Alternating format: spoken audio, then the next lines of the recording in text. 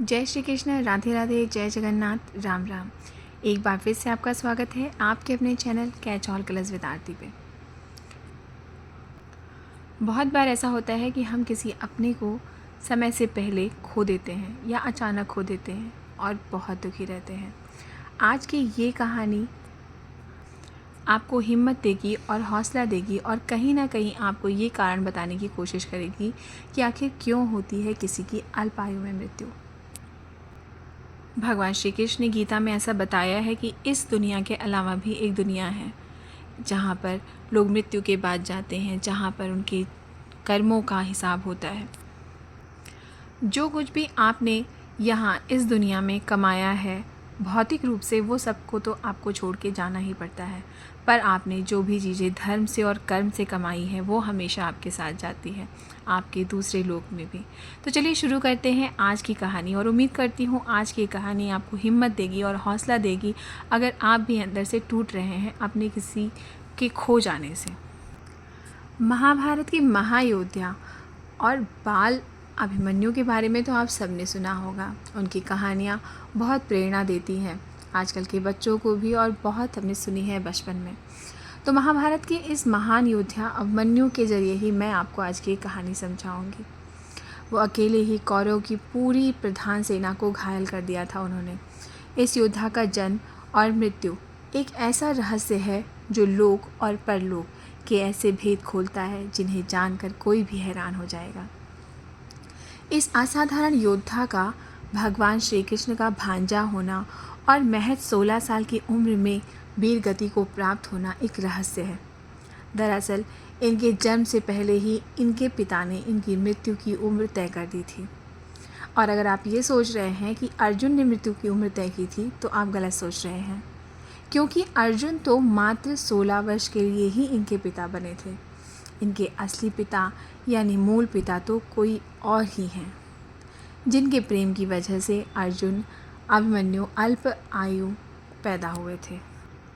अभिमन्यु के बारे में ऐसी कथा है कि वो पूर्व जन्म में भगवान श्री कृष्ण के शत्रु थे, लेकिन इनका जन्म भगवान शिव के वरदान के स्वरूप में हुआ था। ऋषि शेषी रायण ने भगवान शिव से वरदान में एक ऐसा पुत्र प्राप्त किया था जिसे कोई पराजित नहीं कर सकता था। शेषीरायण ऋषि का यह पुत्र काल यवन कहलाया। जरासंध के बहकावे में आके काल यवन ने मथुरा पर आक्रमण कर दिया। भगवान श्री कृष्ण ने चतुराई से काल यवन को राजा मुचकुंद की गुफा में ले गए। काल यवन ने सोए हुए राजा मुचकुंद को श्री कृष्ण समझकर जगा दिया।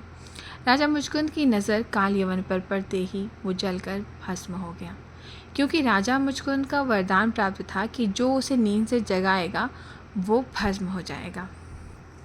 अब काल यवन के भस्म हो जाने पर श्री कृष्ण उसकी आत्मा को पोटली में लपेटकर अपने साथ ले आए। एक दिन सुभद्रा की नज़र उस पोटली पर गई जिसमें काल यवन की आत्मा बंधी थी। उत्सुकतावश सुभद्रा ने उस पोटली को खोल दिया और काल यवन की आत्मा सुभद्रा के गर्भ में समा गई। यही काल यवन भगवान श्री कृष्ण का भांजा अभिमन्यु हुआ।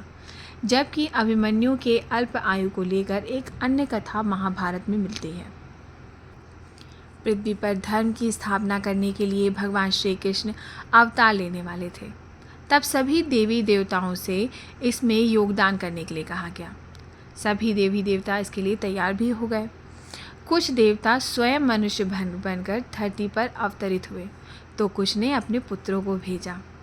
चंद्रदेव से भी कहा गया कि वे अपने पुत्र वर्चा को पृथ्वी पर अवतरित होने की आज्ञा दें। चंद्रदेव ने कहा कि वो अपने पुत्र का वियोग नहीं सह सकते। देवताओं के अनुरोध पर चंद्रमा ने कहा वह अपने पुत्र को महज 16 साल के लिए ही धरती पर भेज सकते हैं। इसके बाद मेरा पुत्र मेरे पास ही लौट आएगा। चंद्रदेव का यही पुत्र अभिमन्यु हुआ था। पिता चंद्रदेव ने अपने पुत्र की आयु महज 16 साल पहले ही निर्धारित कर दी थी।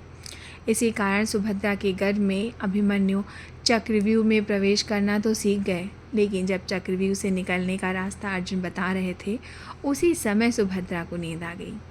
इसे अभिमन्यु चक्रव्यूह से निकलना नहीं सीख पाए और महाभारत ये युद्ध के दौरान इसी व्यूह में फंसकर वीर गति को प्राप्त हुए। अभिमन्यु के अल्पायु होने के रहस्य को श्री कृष्ण जानते थे, इसीलिए जब भी अभिमन्यु ने चक्रव्यूह से निकलने का रास्ता श्री कृष्ण से जानना चाहा, वो हमेशा टालते रहे और विधि का विधान सफल हुआ। चंद्रवंशी अभिमन्यु 16 वर्ष की उम्र में पिता चंद्रमा के पास वापस लौट गए। तो ये कहानी थी कि क्यों अभिमन्यु की अल्पायु में मृत्यु हुई, और यही कहानी आपको और हमें एक सहारा देती है और एक रहस्य उजागर करती है कि इस दुनिया से परे भी एक दुनिया है जहाँ पहले से ही सब कुछ निर्धारित हो चुका है। वहाँ पर भी रिश्ते हैं जो निभते हैं, तो यहाँ से आदमी अपना रिश्ता तोड़कर उन रिश्तों को निभाने के लिए इस दुनिया से चला जाता है। तो दोबारा कभी आपके मन में भी ऐसा कोई सवाल आता है कि आपके किसी अपने की मृत्यु अचानक या अल्पायु में क्यों हो गई, तो आप इस कहानी को ज़रूर सुनिए, शायद आपको थोड़ी मदद ज़रूर मिलेगी।